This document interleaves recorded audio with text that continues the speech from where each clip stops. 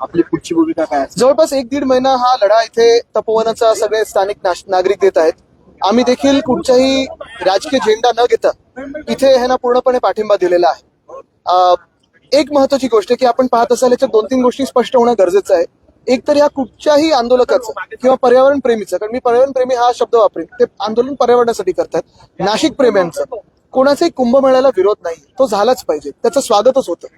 पण आपण पाहत असाल हे तपोवन म्हणजे तपश्चर्याचं वन आहे. तपश्चर्या ही 5 स्टार किंवा माईस मध्ये बसून होत नाही, ही अशा वनातच होते.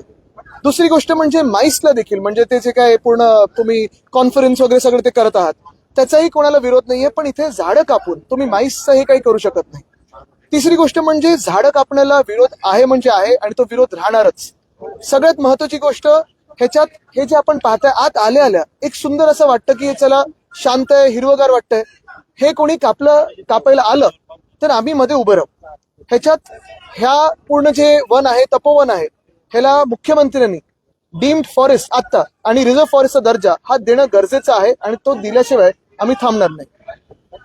पण एकूणच या सगळ्या पाहणीनंतर तुमच्या काय सूचना असतील वैयक्तिक? तुम्हाला काय वाटतंय की हे कन्झर्व करण्यात? आता सर आपण पाहिलं तर एक महत्वाची गोष्ट आहे, आपण आत्ताच पाहिलं असेल राजस्थानमध्ये, राजस्थान, गुजरात, हरियाणा इथे अरावली जे पर्वतमाला आहे ती कापण्याचा प्रयत्न हे केंद्र सरकार करत होतं मायनिंगसाठी.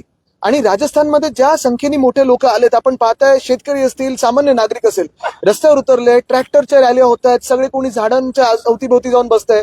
जे शेतकरी जे गावकरी सगळे पुढे आलेत, मी खरोखर त्यांचं अभिनंदन करतो. आणि तशी चळवळ आपल्याला उभी करायला लागेल, नाहीतर हे राजकीय पक्ष वाटतं सगळ्यांना की सगळं काही सब भूमी बिल्डर की असं त्यांना वाटायला लागतं.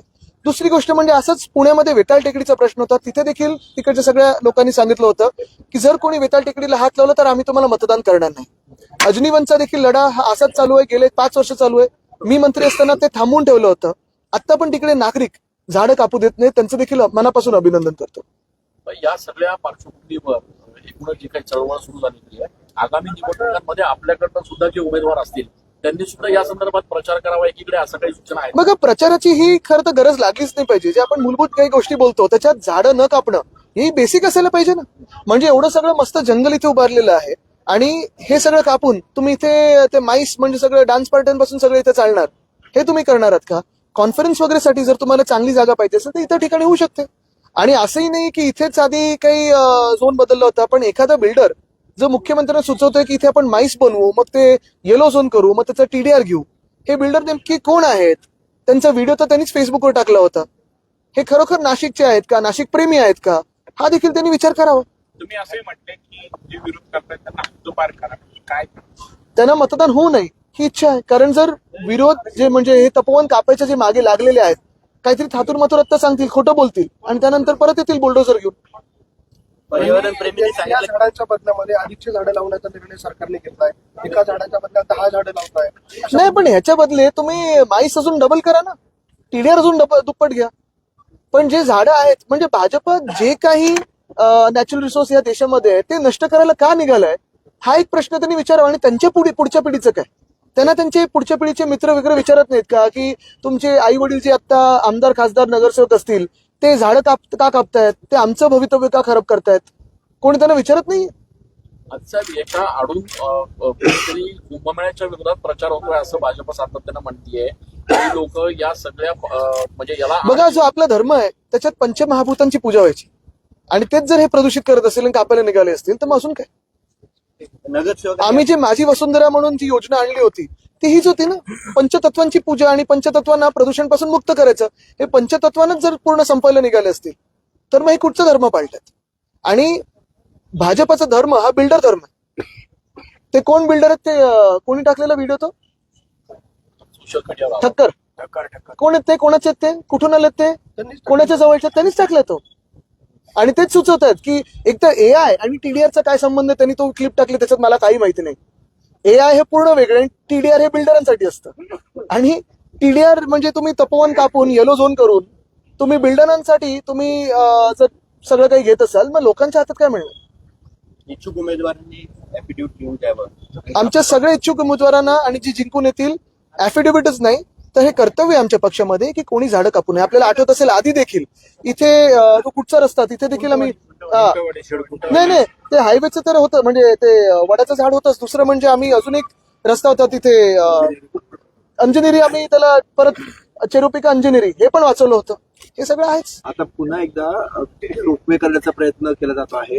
ब्रह्मगिरी पर्वतावर रोपवे आपण आधी विरोध केलेला होता आपल्या सरकारनं, पुन्हा तो घाट घातला होता. आता तिथे जर परत कोणी प्रयत्न केला परत ते अंजनेरी तिथे नष्ट करायचा, तर मग श्री हनुमानाचं ताकद काय होती हे आम्ही त्यांना दाखवून देऊ.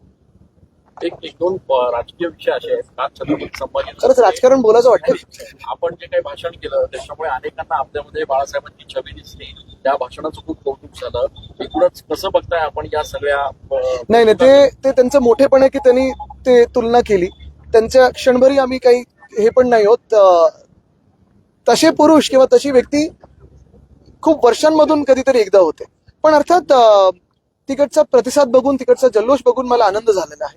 आणि माझ्या आजोबांचं म्हणजे वंदनीय हिंदुराय सम्राट बाळासाहेब ठाकरेंचं छत्रपती संभाजीनगरवर प्रेम होतच, ते कायम आहे. तसं नाशिकवर आहे.